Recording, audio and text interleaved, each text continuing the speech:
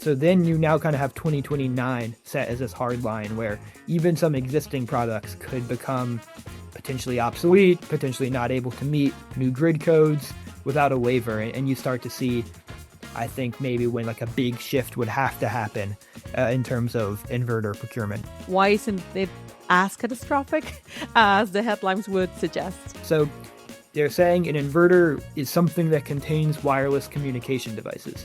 That's not necessarily true.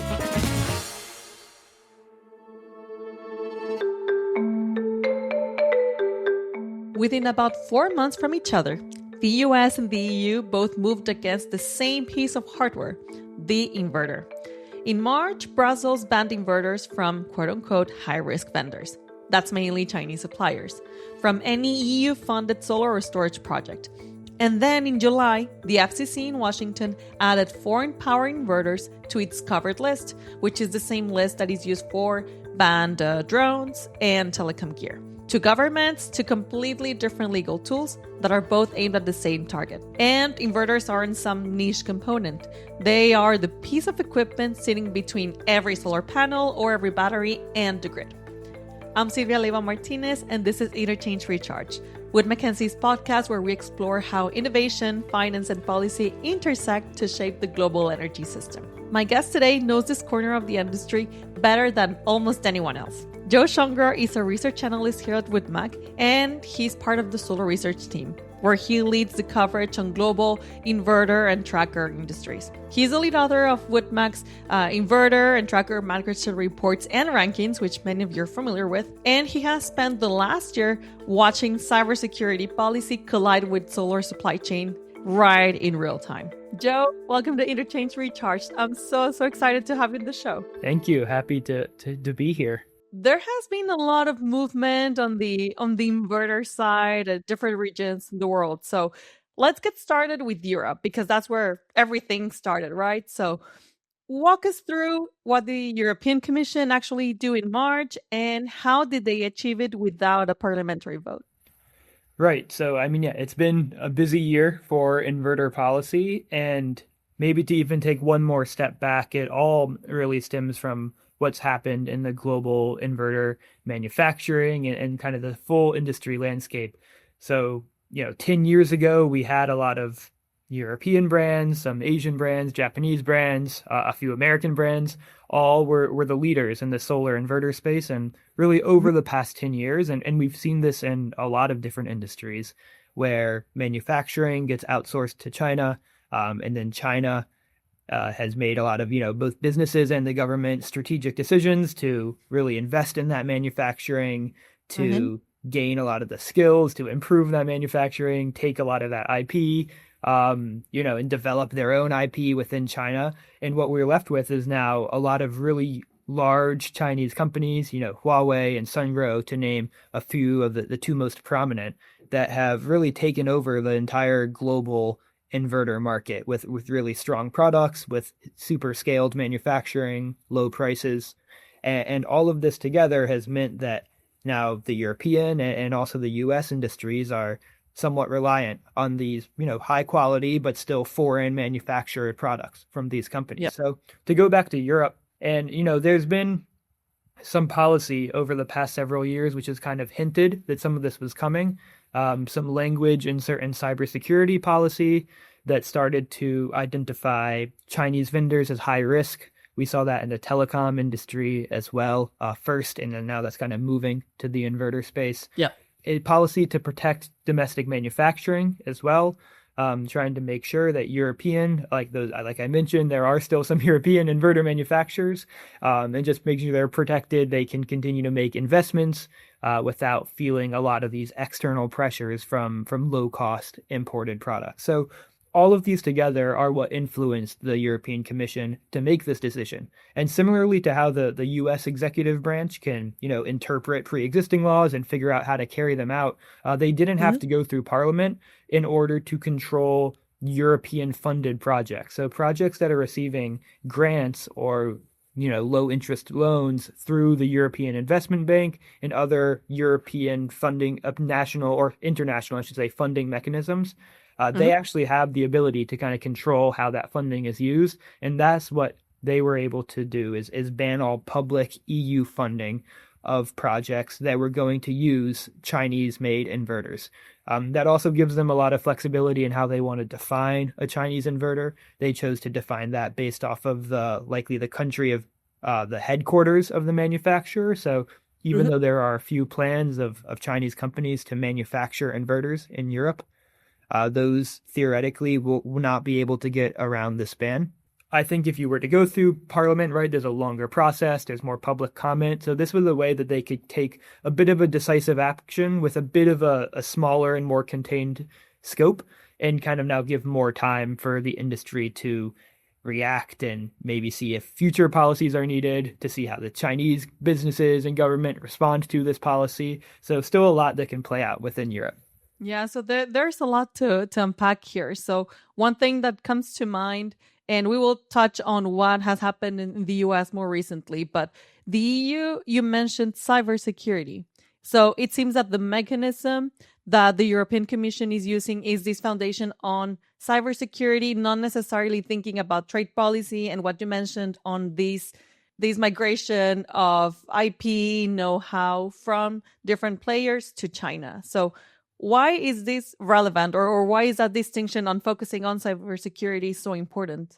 Right. I think the main concern, and this is relevant in the United States too, is we're realizing and we're asking a lot more from inverters than we used to, right? An inverter used to just be equipment that did a DC to AC conversion. And now we have batteries where the inverters are bidirectional. So they can theoretically even manipulate how you start to push energy back to the grid or from the grid. We're asking inverters to be grid forming instead of grid following, and to actually help the grid deal with certain issues. They have much more complex frequency and voltage controls. And the more kind of brains and the brain power we give to these inverters, theoretically, the more critical it would be if we were to lose control of these inverters, if they were to shut down, if someone was to hack it through a variety of different ways.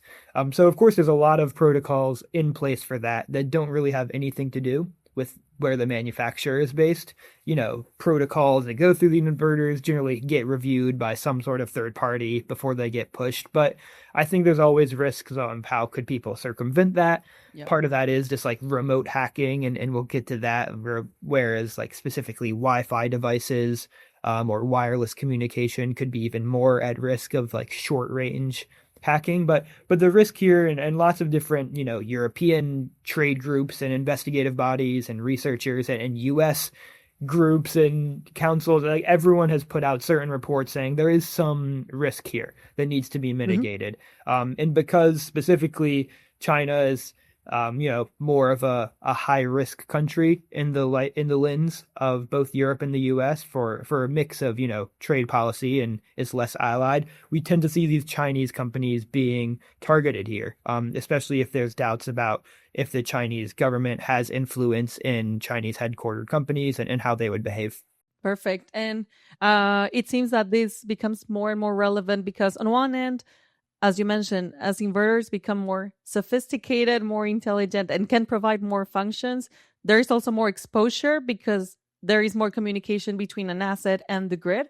And it is also becoming more and more relevant as we're seeing more solar, more batteries installed. So the risk itself becomes greater. And I think that's a conversation that didn't happen before just because of the sheer volume and also the sophistication of the equipment. But now it's becoming more relevant. And as we have seen over the past few months, it's now under the spotlight. And it's becoming more relevant, not only from the technical perspective, but also from the policy perspective, as we have seen. Thinking about the dominance of China and how this shift happened, how dominant are actually Chinese vendors in Europe, or how relevant were they before these changes happened? In Europe especially, they are incredibly relevant. And it's been even a bit more complex than just Chinese companies making equivalent products, and now those are cheaper and win out. They've really reshaped the entire inverter industry in Europe. The Chinese brands together combined for well over 60-70% of inverters going to all of Europe and Wow. specific segments, specific countries. You see that penetration even well over 90%. And a lot of that has been in the utility scale segment. There's kind of two different types of inverters, large central inverters, and then more like modular distributed string inverters. And Huawei and Sungro really pioneered these utility scale string inverters, which have become incredibly popular in Europe. Okay. And because of that, now we not only have this reliance on these specific Chinese companies, but even this product category where the Chinese companies manufacture far more of them, are the leaders in these types of products. The EPCs and the construction people and everyone in the project is so familiar now with using string inverters. There is that extra heavy reliance on these Chinese products. Okay. And the process now of potentially shifting away is going to be a multi-pronged, both technologically, new companies you need to work with, price changes, all of that will come into play. But Europe is certainly super reliant, even in the residential segment too. We see, of course, Chinese batteries are very popular. So as we start to move towards more of these all-in-one, you buy the battery and the inverter from the same player, it's been just further boost towards the Chinese companies that sell those residential inverters as well. So it seems like it is not isolated to a certain segment or a certain company. It's such an impact. And I wonder, how is the industry reacting? I think we have not seen the full impact just yet, but it will be interesting to see what happened over the next few months within the manufacturers themselves, with renewable developers, because this certainly has quite an impact, right? Yeah, I mean, I think some manufacturers are, of course, European manufacturers generally are happy about this ruling, even though Okay. the scope right now is more limited. Like I said, it's only publicly funded projects, so we're Hmm. talking more in the 10 to 20% of Okay. projects going on in Europe are actually forced right now to follow this ban. But one that could extend to nationally funded programs if countries want to kind of follow in the footsteps of what the European Commission is saying. We see that frequently in Eastern Europe because they tend to be heavily reliant on this EU-wide funding. So they want to, play nice with the European Commission and make sure Yeah. they're following all the rules that they can. So we could see that. But now once you start to look into these Eastern European markets and you talk to the developers there and the distributors of equipment to residential projects, they only use Chinese inverters. So it's a more Okay. complicated issue than just, oh, they'll start switching over to this new partner and start buying different amounts. They may not have experience buying inverters from these European manufacturers. These European manufacturers may not have, on-site tech support. They may not have, Eastern European language support for the engineers who Wow. are trying to install their projects. So it's interesting to think that the Chinese companies actually have like better, I almost want to say like cultural roots within some of these Eastern European Infrastructure support. infrastructure. Yep, within some of these Eastern European countries than some maybe a large Spanish or German manufacturer would have, just Wow. because of who's been working there recently. So I think you see hesitancy and some concern. And like I mentioned, in these countries, you're well over 20% of projects being affected. In specific Eastern European markets, that can be well over, 50 to 80% of all projects now need to potentially figure out new inverters as we figure out this whole policy. So certainly something to watch, and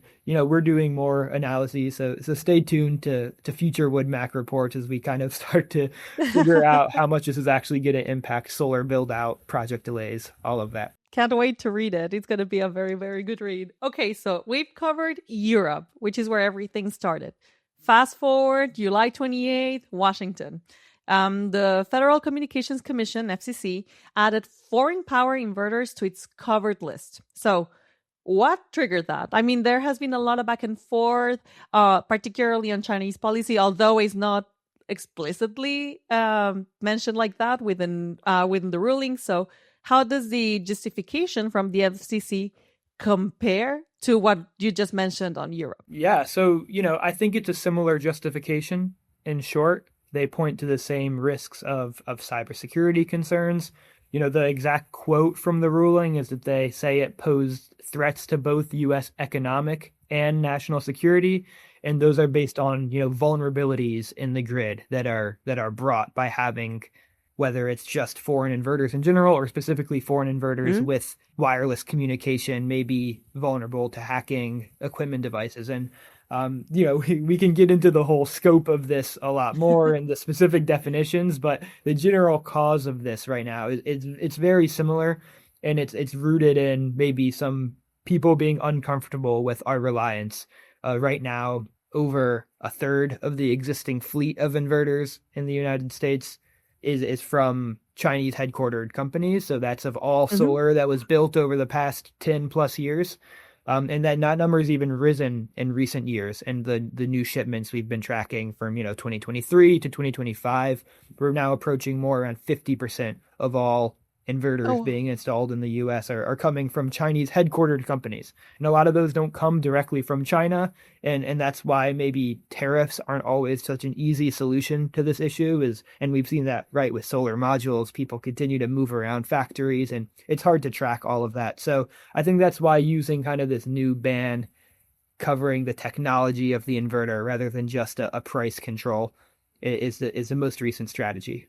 And I have seen over the past few days, actually, like when this ban was first announced, or this measure was first announced, there was a lot of, catastrophic headlines, precisely on what you mentioned on the reliance that the U.S. has on Chinese equipment. But there seems to be a bit more nuance around it. So there are some elements to consider on what the ban actually is restricting and what is included in this quote unquote covered list. So could you tell us a bit more about that, and why isn't it as catastrophic as the headlines would suggest? Yeah, so this policy came from the FCC, who controls communication equipment.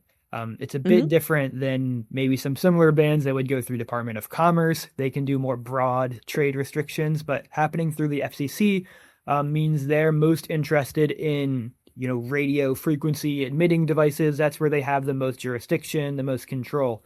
And even when we look at an inverter generally isn't an FCC approved product. It's a product that contains FCC approved communication devices.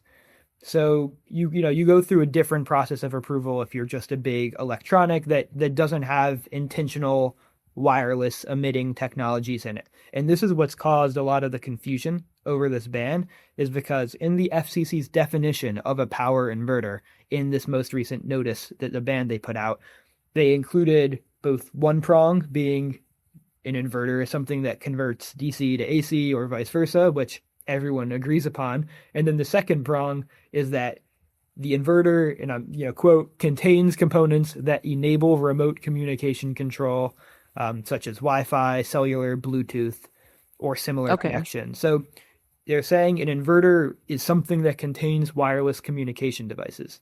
That's not necessarily true. There's a lot of both maybe what we would call like a headless inverter, which is maybe a more simple inverter that just doesn't have wireless communication. You would only ever plug an Ethernet cable into it, and that's all you would need. And then some large utility scale and modern high-tech inverters still would not actually come with wireless communication. You would use fiber optics, Ethernet, maybe add in an external FCC device, but it's not something being sold with the inverter. So the more types of those scenarios we start to bring up, it brings into question the full scope of this ban, because from how they define power inverters, it seems that a lot of inverters that don't have wireless communication devices would be out of scope. And those are coming from a mix of US companies, European companies, Chinese companies.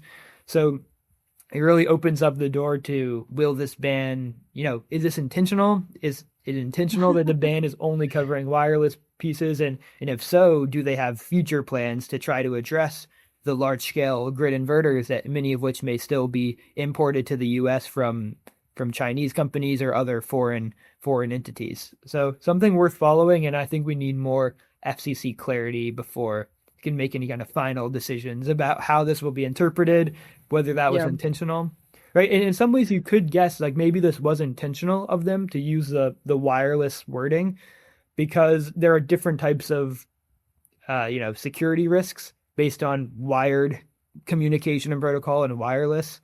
Maybe they don't think it's worth right now trying to address all of the wired protocol, then that already is like regulated by NERC, and you have to get approval to push big updates to your inverters over wired protocols. Whereas maybe you could, right, send in a drone or some local device to come in and be close Okay. enough to hack an inverter over Wi-Fi. They're kind of two different scenarios we're protecting against here. So it could be intentional that they're really just focusing on that latter.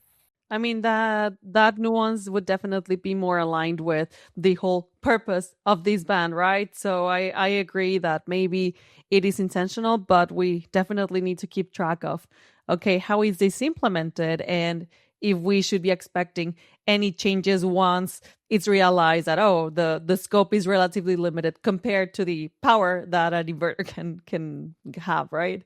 One thing that I remember seeing like on social media, people discussing this, is that this is limited only to new models, so not necessarily anything that is existing. What does this imply? So let's make an assumption here that, we're talking about inverters that include wireless communication. And this is going to be especially prominent in like small residential, commercial rooftop inverters where you want to have that wireless communication. You don't want to have to always go climbing up ladders to plug something in or out of it. So it's very common there. Utility scale, large inverters, I think there's more question marks, but focusing on small inverters, this is, a limiter. And sure, if you have already approved products, you can continue to sell them and maybe you're fine for a few years. But if you're a foreign company and you're not able to get a waiver, how are you able to respond to maybe, let's say, new grid codes that come out, new capabilities people are Okay. looking for in these inverters? How are you able to make sure you're going to meet whatever the next generation of inverter technology will be 3 to 4 years from now? We don't know yet exactly what that will look like. So it does hurt your brand in that way, in that you may not be able to actually make the best high-tech products, and you'll lose competitive Okay. advantage because of that. Another thing we need to think about is, yes, it is true this applies to, new inverter products, but there are big questions around the process of updating existing inverters as well. Because when you go through major updates, especially major updates that impact your communications equipment, you do need to get FCC approval to go through that. So if Okay. your company is now going on this covered list of foreign inverter companies, I think there are real concerns whether the FCC or the kind of governing bodies there would be able to grant you approvals for major updates that are changing your product. I think right now the best current interpretation I've seen is that if that update's impacting communication devices that are controlled by the FCC, you wouldn't be able to make these major updates. So that sets, especially in 2029, that like the ruling of that language switches from just class 3 major changes to even like really minor updates, class 1 and class 2 updates.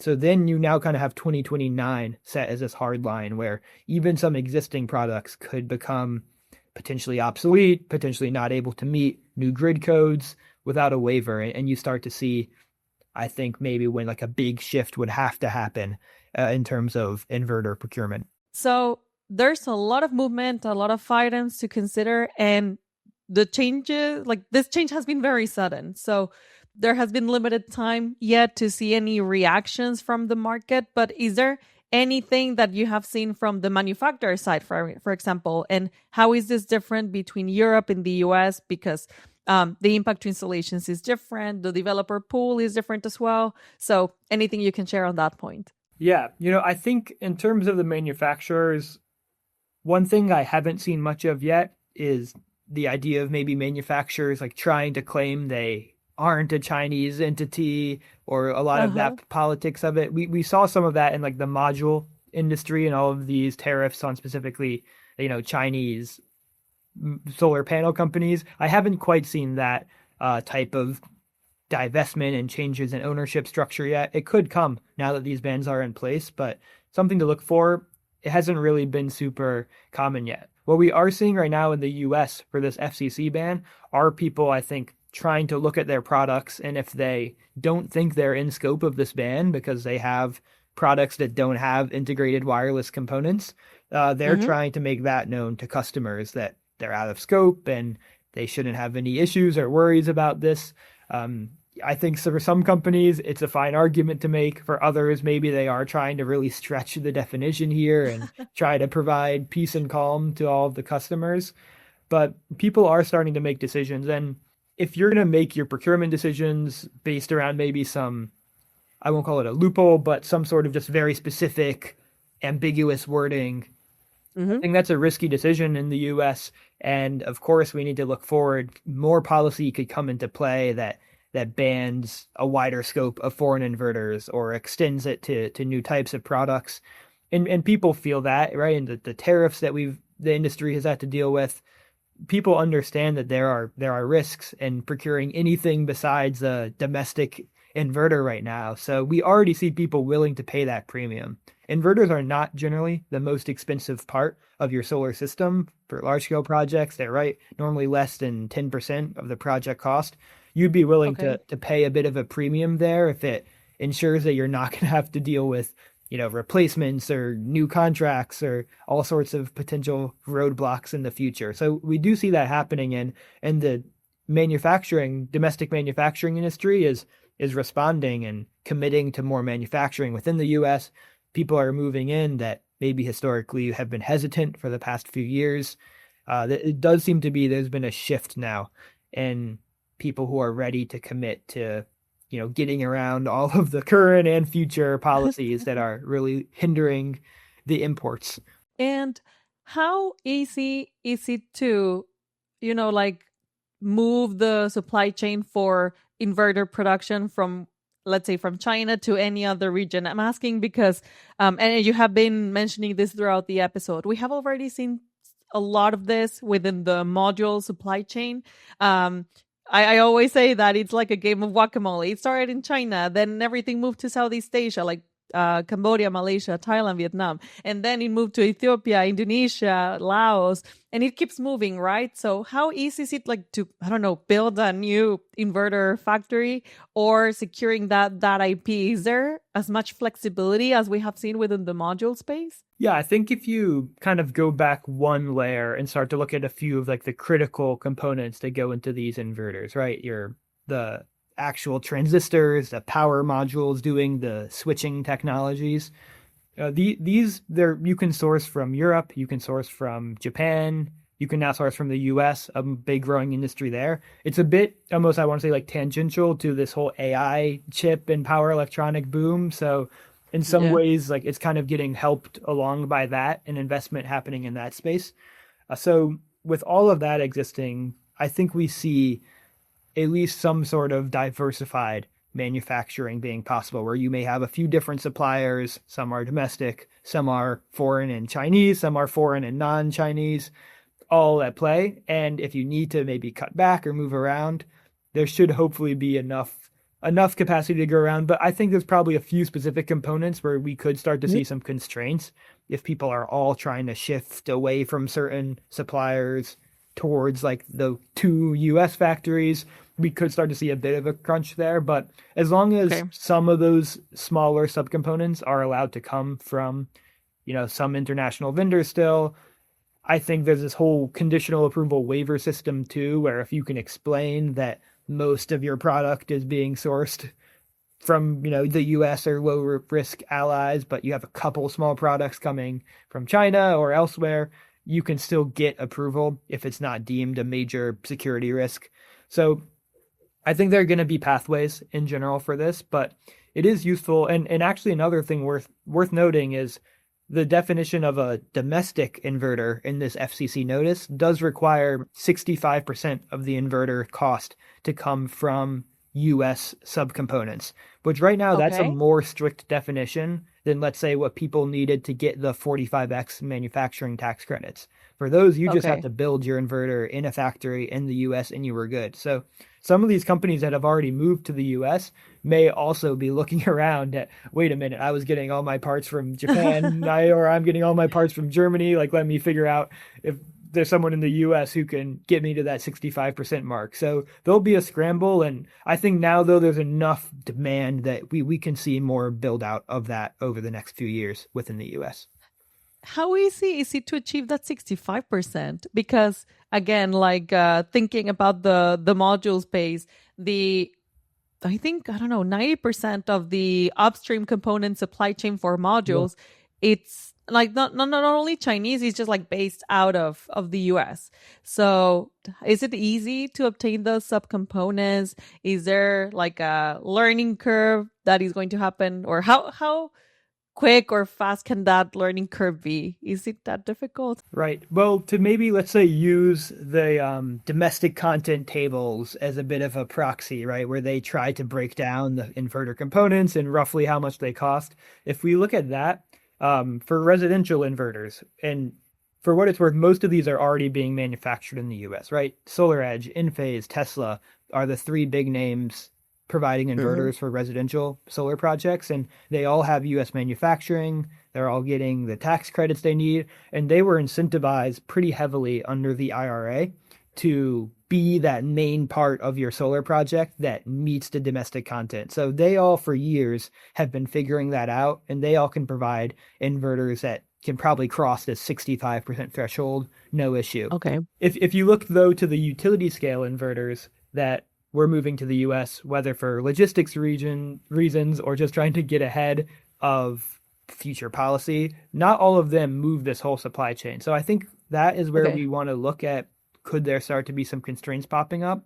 But for the most part, from people I've talked to, I think it's larger components like those power modules. Like there are sources. Hopefully, we won't start to run out of those if there's too much demand, but there are domestic suppliers. Some of those smaller parts, like little wires, little magnets or capacitors you need within the inverter, maybe those can be harder to get because there just hasn't been hundreds of gigawatts of demand for these little plugs from the US in the Yeah. past.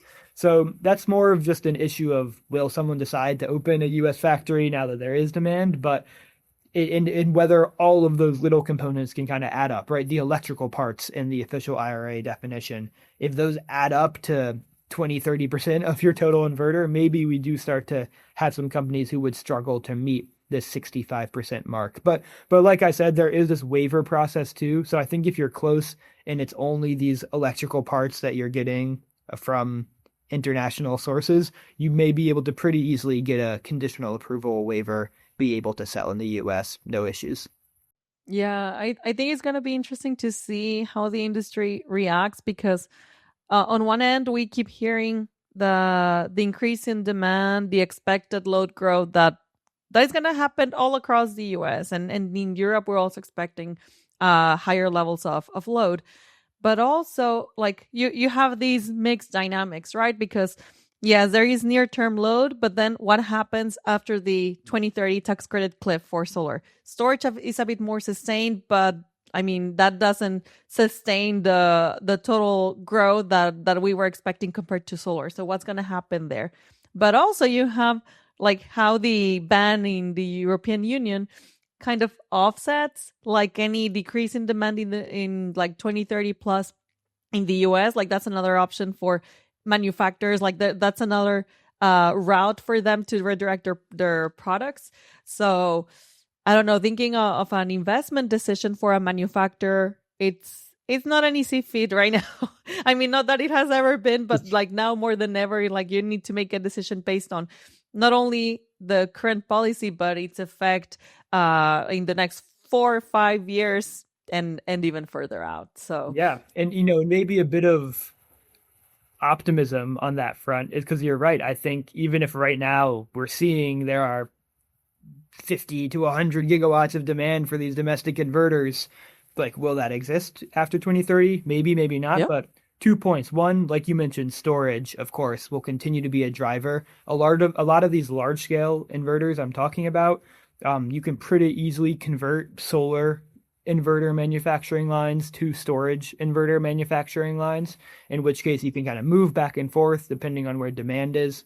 And then again, another huge component to this is these same companies who make large power electronics in general are primed to help support the data center and AI industries as well, whether that's Okay. through Good. inverters for co-located solar and storage, whether that's for other battery applications for like very quick load smoothing and all that, or even for uninterrupted power supplies, whether that's for It's now solid state transformers we see, right? The whole idea behind a solid state transformer is that it is basically an inverter. You use these little transistor switches to do the function of dropping down voltage. So an inverter company could offer an all-in-one product that does your AC to DC and drops your voltage right into your data center. You have the perfect 800 volt DC power you need for your NVIDIA graphics cards and controllers. So all of that is, I think, a huge industry demand going forward, and why people can maybe feel more comfortable to invest in the US, even if who knows if there will continue to be 50 gigawatts of solar inverter demand year over year. Perfect. Joe, this has been great. I have one last question for you. So what should people be watching out for? May it be like any important dates or deadlines that we're waiting for on the US side and the EU side? I don't know, anything to be paying attention to within, I don't know, the rest of the year or early next year?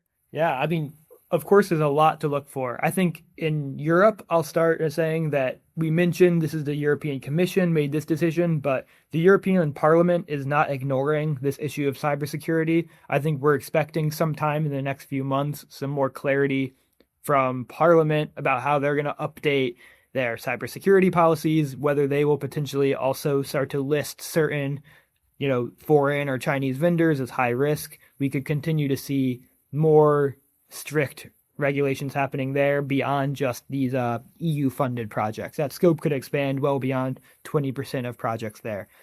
In the US, I think kind of two things we're looking for. One, of course, is some immediate clarification from the FCC on some of these ambiguous points in the definitions of power inverters, of domestic inverters, of who's going to get waivers and who won't, as well as I think looking, could there be more policy in the US, right? Like Section 232 is used to support, right? They've already declared this a national security risk. That's kind of the key thing you need to do to be able to put in a Section 232 tariff or quota on imports.